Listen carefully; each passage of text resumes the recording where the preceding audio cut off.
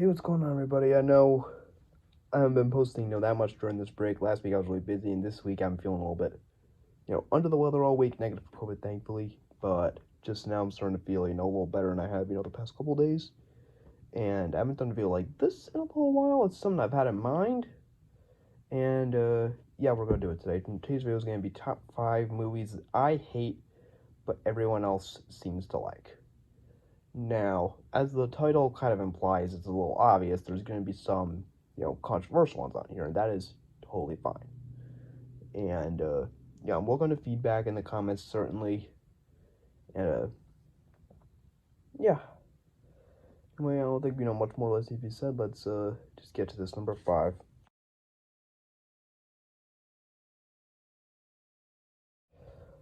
Number 5 is Amazing Spider-Man 1 from 2012. Now, most people seem to think, Amazing Spider-Man 2 sucks, and I agree that it does. But this one I don't think is dramatically better. I mean, sure, yeah, this one doesn't have ridiculous Jamie Foxx as Electro, but I've never understood the hype for this.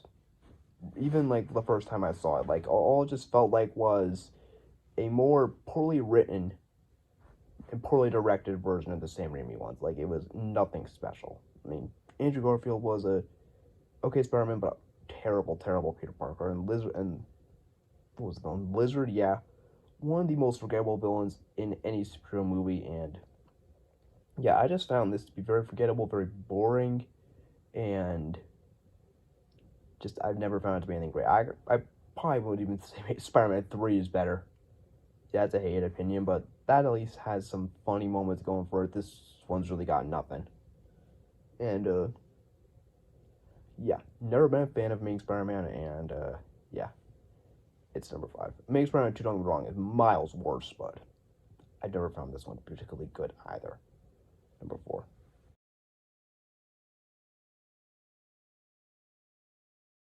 Number 4, we got the second SpongeBob movie that came out in 2015. Now, this one has, I believe it's a 15% higher rating than the first one on Tomatoes. I have no fucking idea why. This one is dramatically worse. In my opinion, this just felt like a 90-minute version of the modern seasons of SpongeBob, which is not good. This was not funny. The plot, I think it was just about the Krabby Patties and all that. It was pretty unoriginal, and they made all the characters, they made everyone as unlikable as possible in this. It was pretty painful to watch, I think. Patrick seems super never in Squidward's more annoying than ever in this, and I don't know if that's the right word, but yeah, they made everyone at least twice as unlikable as in the show in this, in my opinion. It just felt like, when I was watching this, I felt like I was binge watching the modern seasons of SpongeBob within a 90-minute time period. It was just not good. I mean, I did happen to see the third one that came out. I think it was in the middle of COVID was when it came out, and I thought that was far better than this. I actually laughed at certain portions of that one, but this I kind of struggled to get through. Yeah, I've never understood the hype for this one. It's obviously dwindled down a bit now since it came out in 2015. It's 2023. But, I've never understood, people are always, people say that this is much better than the first one. I just don't see that at all. The first one, it still maintained the humor from the old episodes. Still maintained the same likable characters. It was great. This one was kind of the opposite. Yeah. Only watched this one once. Don't plan to watch it again. Number 3.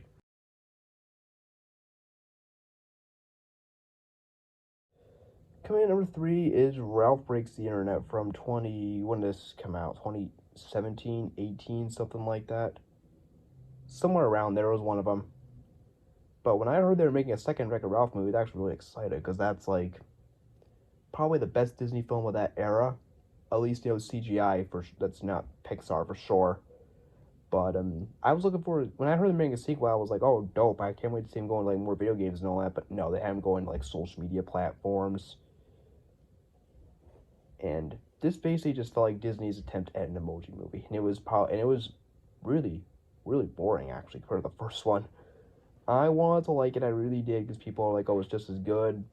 No, it was not anywhere close. Like, they had him go into more video games. Even they had him go into like Smash even. That would have been awesome to see. But no, they have him go into like Snapchat, Instagram, and the amount of product placement in this movie kind of reminded me of Make Spider-Man 2 a little bit to an extent. And yeah, definitely one of the most disappointing Disney sequels of the past like 10 years. This was awful. And yeah, I only watched this one once. I watched it on a plane, so I don't really think that helped, but I'm convinced my opinion would have been no different. This was just such a disappointment, and like if they had him go into more video games, that would have been so much better. And yeah, that's pretty much it for that one. Number two.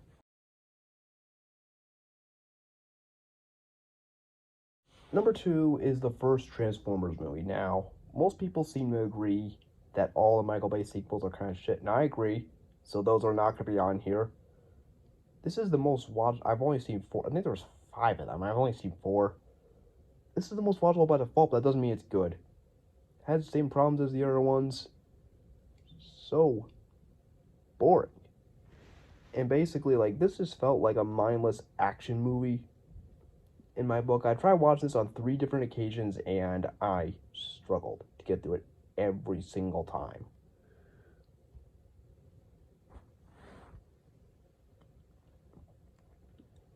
And like Shia LaBeouf's acting, at least it's so bad it's kind of funny. Mark Wahlberg's acting in, what was it, Age of Extinction was the one he was in. Oh my god, his acting alone put me to sleep. Yeah. Hate this whole franchise. All these movies were really kind of painful to get through, but this one was watchable by default, but had the same problems. Like, if these Transformers movies had like humor in them, they would actually be somewhat fun to watch. But all basically just felt like it's a mindless action movie, very boring, and it's like it should be like a happy medium of some humor, but some dark and gritty moments at the same time. This had almost too much of that, and that just at a young age, I didn't understand. I tried watching it as I was older, and I still kind of was dozing off a bit. Yeah, hate all these movies. Sounds a lot about default, but doesn't mean it's good. Like, don't get me wrong, I'd rather watch this than Revenge of the Fallen any day, or Dark of the Moon, or Age of Extinction. What was that was the one, the dinosaurs. Mark Wahlberg. That was the worst by far. But yeah, don't think this one's strictly good either. I'm not seeing the one that's coming out this year. I forget the name. Was it like Rise of Beasts? Yeah, I'm not seeing it. 0 fucks given. Yeah, that's number two. Now number one.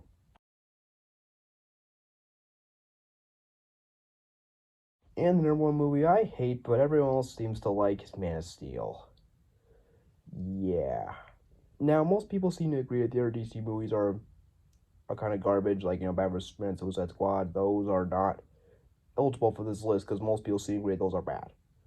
But this is one, even at a young age, I never understood the hype for this one. Like, the Superman movie is not supposed to be all dark and gritty. It's not all Superman's supposed to be. Like, the old Superman movies, yeah, they were campy, they were fun to watch. This was not. And, like, yeah, the action was good. Well, the soundtrack was decent, but other than that, this really had nothing going for it. And it's like, even like in my opinion, a superhero movie should be a mix of humor, some humor, some corny humor, and some seriousness at the same time. Shouldn't be too much of one or the other. Like this low-key reminded me of, even though Fan Four Stick is a significantly worse movie than this by far, this low-key reminded me of that a little bit, with how it just felt like a mindless action movie that was boring to sit through. But like, yeah, like, in my opinion, Superman movie, like, it shouldn't be too serious like Fan Four Stick, but it can't be too silly like Batman and Robin, the point where it's just goddamn stupid. Like, most of the Superman movies have not been good. Like, only maybe the first two were good. Superman 3 was terrible. Superman 4 was the worst. Returns, I didn't think was very good, but I think Superman Returns is actually better than Man of Steel. Like, a 13-year-old should not be dozing off and really falling asleep during a Superman movie. And, like, this felt like this, like, dark approach to it. I felt like I was watching a Michael Bay movie. And, like, a dark kind of superhero movie. And, like, a really, like, dark, broody, gritty, superhero film. That is more suitable for a Batman movie, I think. Like what Christopher Nolan did with Dark Knight. And,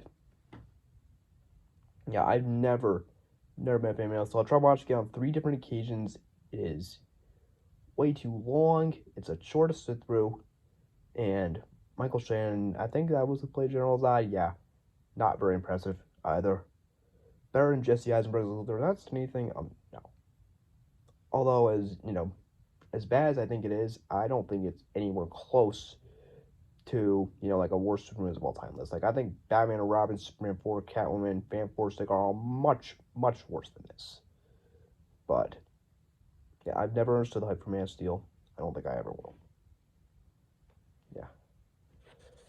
That's pretty much it. Hope you guys enjoyed it. And I know there's going to be some controversial ones on here, but that's expected for a list like this. So.